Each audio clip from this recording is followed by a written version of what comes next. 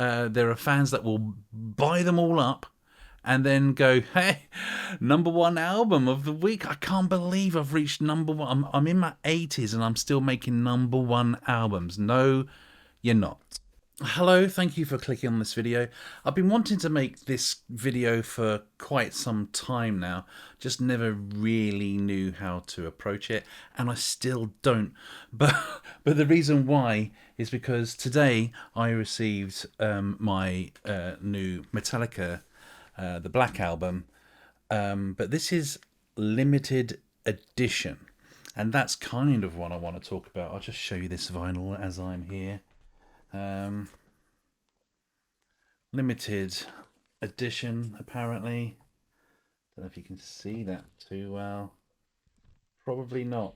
That's coloured. Can you even see? It just looks. It just. Money well spent.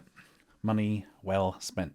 This is an age-old problem, but I've been collecting vinyl now for 7 years, and it just kind of keeps cropping up to the point that I just don't believe it anymore, and that is the term limited edition. Metallica are guilty of this here, or should I say, Blackened Records. It's Metallica. But most people are guilty of just slapping limited edition on an album to create some kind of fear. Oh my God, I've got to get it. I've got to get it. And the truth is, it's not limited at all. It's probably it's limited. Oh, to how many? Oh, we're only making 1 million of these, so you better rush. I mean, I guess if they made 1 million of these, that's a lot. But if they made 1 million of these, then you could technically, I guess, say yes, it's limited to 1 million copies. But it's not really in the what's the word I'm looking for? It's just a dick move. It's a dick move to say your album is limited when it clearly isn't. This particular album was a Walmart exclusive many years ago, and now the rest of the world are getting it. So if you're in America, you're like, hey, what's going on? I thought that was limited to us. It's at this point, it's just a bit of a con. I like to say the word con a lot. Paul McCartney's a con. Don't get me started on Paul McCartney, please. I love him. So yeah, this was a Walmart exclusive in America, and now the rest of the world's got it. Talking of Walmart, I'm pretty sure it was them. They had a coloured vinyl exclusive limited edition of I think some Stone Temple Pilot albums, Core and Purple, and they were limited edition. Walmart sold them, sold out, and then the secondary market, like on Discogs, went crazy trying to buy these up, and they obviously became more expensive. And then Walmart got more in, so they weren't really limited, were they? They weren't really limited. I guess all I'm asking is that the record companies, if you're going to smack limited edition on the front of your album, put the number. How many is it limited to? Or preferably just change that marketing term. As a coloured vinyl enthusiast, just say coloured exclusive. People like me will still buy it. I just it's kind of tarnished a bit by saying it's limited edition when it clearly isn't. I bought this knowing it wasn't limited. I'm not falling for your tricks anymore. So I just want to show you this. This is Will of the People, I think that is the name of the album, by Muse. It's one of the albums I actually regret buying. Not necessarily because of the songs, but because I don't like picture discs, and this is a picture disc. I don't know. I got sucked in by the advertising.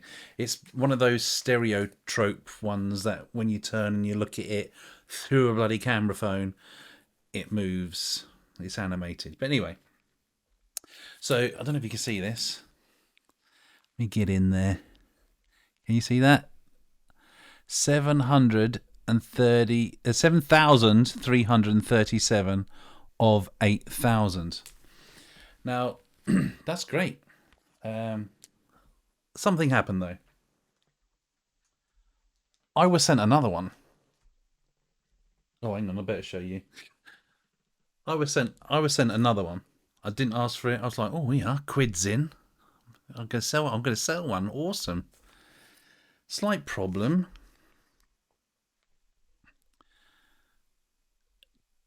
There you go. 7,337.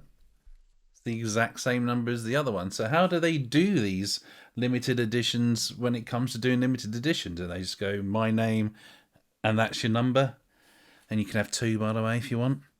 One written neatly. How limited are they really?